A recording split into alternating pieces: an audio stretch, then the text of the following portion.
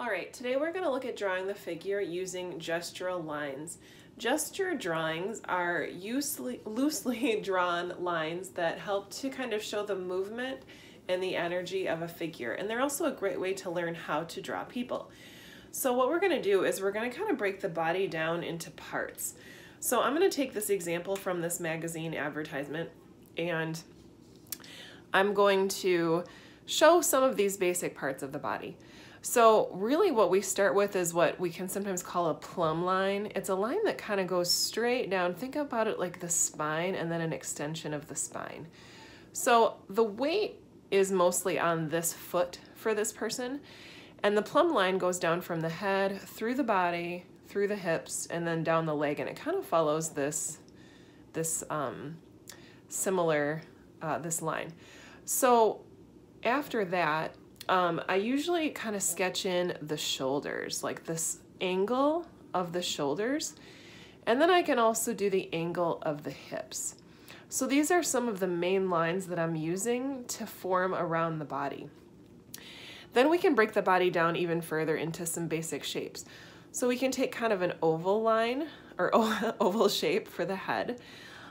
We can think of the torso as kind of like this, like a cylinder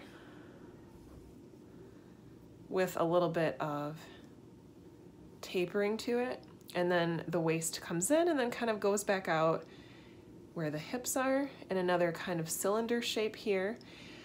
We can also even break the knees down into a cylinder shape, or the legs down into a cylinder shape. The knees we can consider like a circle. Another cylinder down here. I'm kind of running out of room. I usually just kind of block in the feet, although they can't be seen because of the product placement here. So I'll block in where the feet are, and then we can also do the arms. Upper arms are kind of like a cylinder shape. You have the elbow, a circular shape. Another cylinder.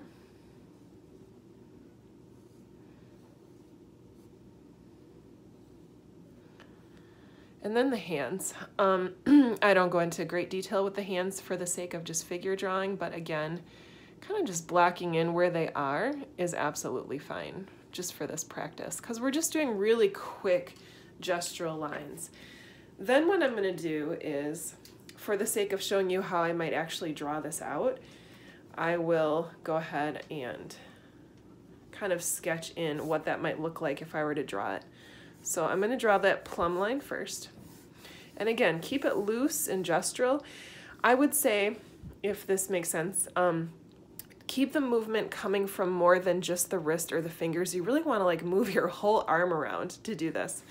I'm actually standing to do it too. So and that gives me a little bit of downward perspective as well.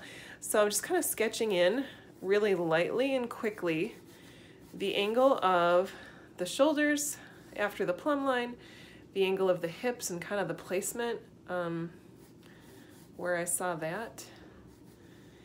And then once I kind of get that plumb line in, I can go in. It's almost kind of like you're drawing a stick figure. Isn't this fun that you get a chance to actually draw stick figures?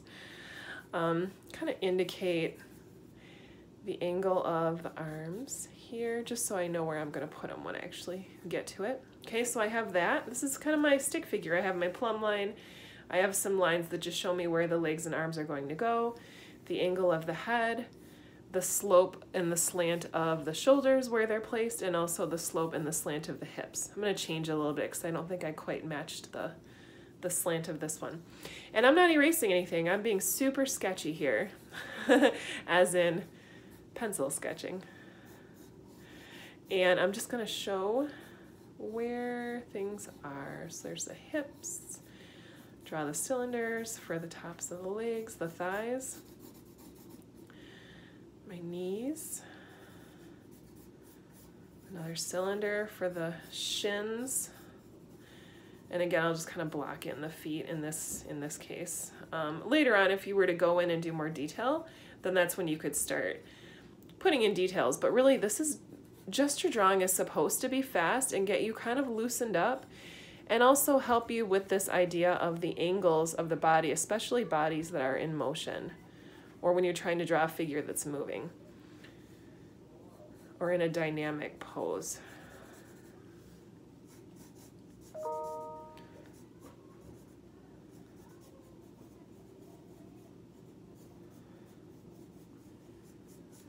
Okay, so depending on how much time you have, you can go in and start adding some details to the line that maybe help indicate something else that's going on in the image.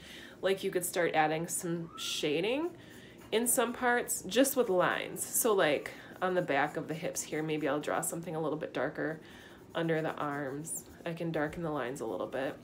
Just add a little bit of a dynamic shift in your composition, but really like it just depends on how much time you have. We're going to practice gesture drawing, and the amounts of time that you're going to get to actually do it are going to vary. So we're going to work on our speed and then skill over time as well. If you want to start making some details, you can go in and start kind of refining the lines a little bit and actually looking for the outside of the lines, and even indicate some of the clothing, like the clothing is draping over here on this figure side. Can indicate where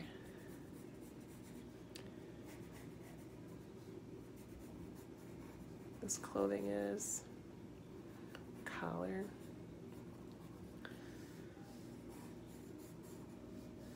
So again, just depends on how much time you have. What we're really focusing on is the figure in this case, so don't worry so much about the clothing and the draping right now.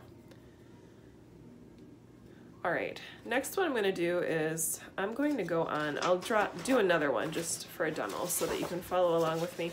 This time I'll draw the kid. So again, let me see if I can free sketch it without doing the lines in here first.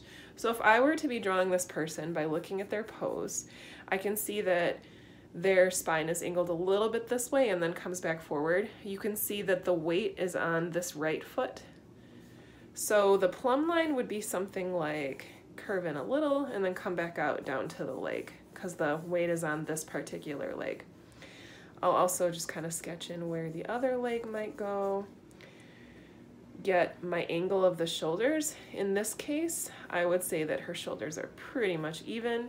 The hips are tilted just a little bit since the weight is on her right foot. Kind of show the face, the head, where that's going to go. Lightly sketch in the arms.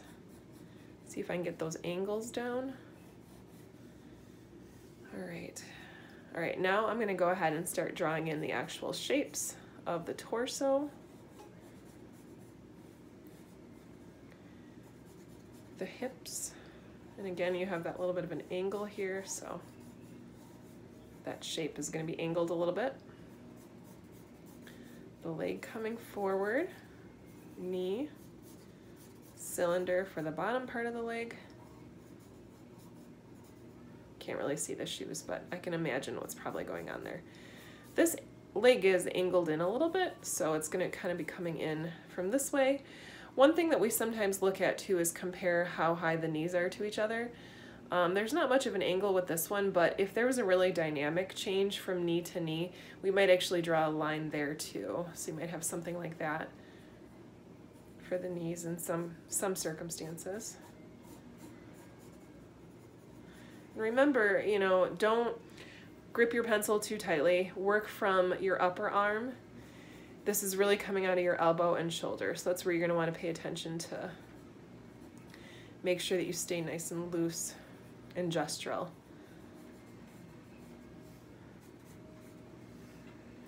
Kind of block in the hands.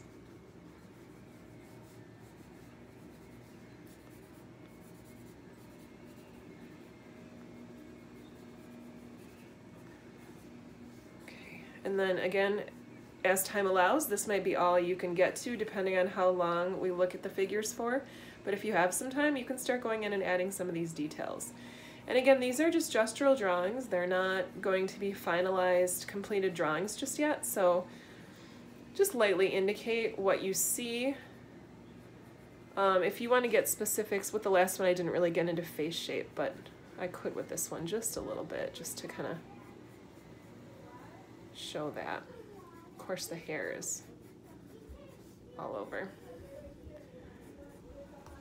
Okay, so anyway, so those are just some basics about drawing figures and keeping the lines nice and loose and gestural. Remember that you're going to start with the plumb line that kind of follows the angle and the shape of the body. You're going to indicate where the shoulders are, and in this case, this person's are almost straight across. The hips have a tilt that you'll show. And even in this case, like I mentioned, sometimes we'll draw a tilted line for the knees too, depending on how the knees line up. Then you can break the body down into shapes with the torso, the hips, cylinders for the legs, circles for the knees, cylinders for the lower leg, block in the feet, cylinder for the upper arm. Sorry if you can hear background noise. Someone's downstairs vacuuming and my kids are running around, so it's bound to happen. All right, go ahead and block in the hands after you've done the cylinders and the circles for the elbows, and you can even sort of indicate the shape or the angle that the face is going, or leave it as an oval. All right, so that is it for now. We're gonna practice the gesture drawing, so I can't wait to see yours.